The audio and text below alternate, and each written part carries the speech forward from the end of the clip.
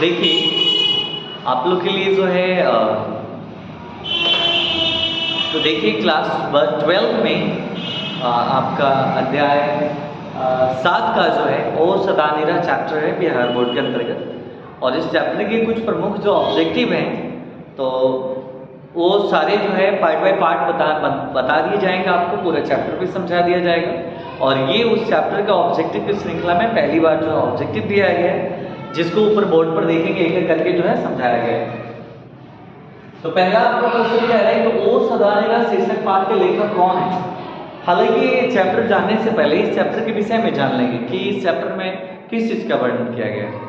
तो ओ सदानीरा दरअसल इसमें पश्चिम चंपारण में कुछ आदिवासी लोगों को लाए गए थे और उनका रहन सहन कैसा था, किस प्रकार का जीवन शैली था, इनमें समस्त चीज़ों का वर्णन किया गया। साथ ही नील की खेती के बारे में भी बताया गया और महात्मा गांधी जी का क्या योगदान था पश्चिम चंपारण के लिए, इन चीज़ों को भी इसमें वर्णन किया गया। साथ ही यह भी बताया गया कि गौतम बुद्ध जो है यहाँ किस प्रकार से आते थे और उपदेश देते थे।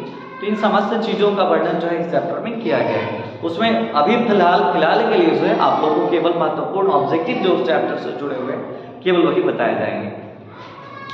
तो ध्यान दीजिएगा। तो ओ सदानीरा शीर्षक पाठ के लेखक कौन है? जगदीश चंद्र माथुर। जेसी माथुर भी इनको शॉर्ट में कहा जाता है। J for Jagdish, C for Chandra and M for Mathur. तो जेसी माथुर बोल सकते हैं। जगदीश चंद्र माथुर का जन्म कब और कहाँ हुआ था? तो 16 जुलाई 1917 ईस्वी को शाहजहांपुर उत्तर प्रदेश में हुआ था। शाहजहांपुर एक बिहार में भी है, पटना से कुछ किलोमीटर जो है दक्षिण में पड़ता है और करीब 10-12 किलोमीटर जो है करीब दक्षिण में पड़ता है। और एक शाहजहांपुर उत्तर प्रदेश में भी है और यहाँ पर इनका जन्म जो है शाहजहांपुर जो उत्तर प्रदेश में वहाँ हुआ। उसके बाद है कि जगदीश चंद्र माथुर ने शिक्षा कहाँ से प्राप्त की? तो एमए की शिक्षा इलाहाबाद विश्वविद्यालय से और वर्ष 1941 ईस्वी में उन्होंने आईसीएस की परीक्षा भी उत्तीर्ण की। उसके पश्चात प्रशिक्षण के लिए वो कहाँ चले गए थे? अमेरिका चले गए।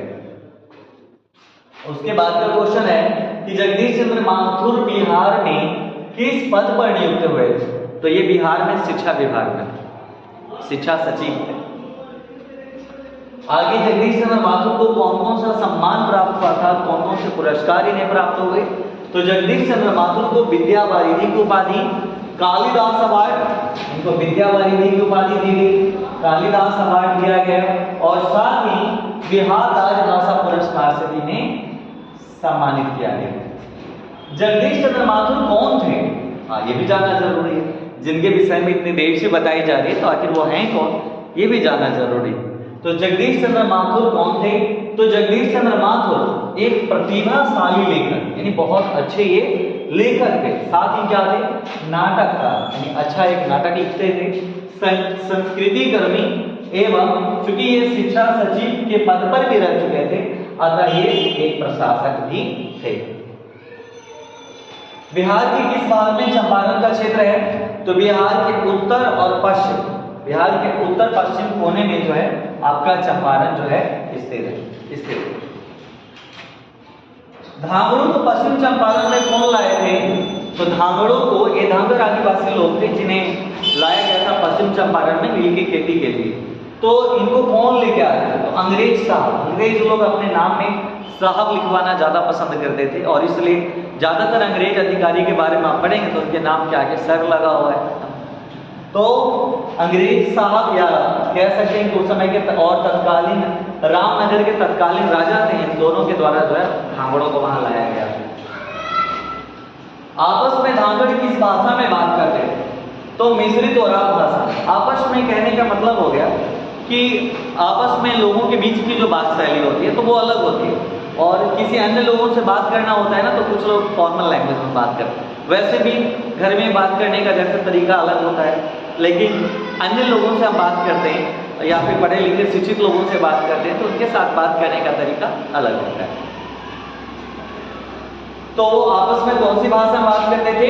मिश्रित ओरा भाषा में बात करते थे। दूसरों से धांगड़ किस भाषा में बात करते थे? आपस में तो वो मिश्रित ओरा भाषा में बात करते थे, लेकिन दूसरे लोगों से किस भाषा में बात करते थे?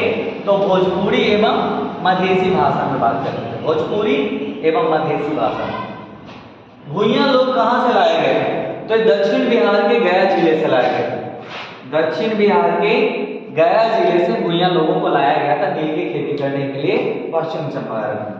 भुइयां लोग किस वर्ग के हैं? तो ये मुसहर वर्ग से बिलोंग करते हैं। थारुओं के दैनिक जीवन का अंग क्या है? तो उनकी यहाँ पर कला, थारुओं में उनकी जो कला थी तो वो कला ही जो उनका अभिन्न अंग था उसका वो उपयोग करते थे। और देहाती प्रदर्शनी का आयोजन किसके अनुरोध पर किया गया था? तो लेखक के अनुरोध पर। लेखक ने जिक्र किया था कि देहाती प्रदर्शनी का आयोजन करने के लिए, और उनके आयोजन पर जो है वहां पर मतलब उनके अनुरोध पर उसका आयोजन किया गया था, नृत्य कला का आयोजन किया गया। तो ये था आपका कुछ महत्वपूर्ण ऑब्जेक्टिव जिसका आप लोग स्क्रीनशॉट भी ले सकते हैं।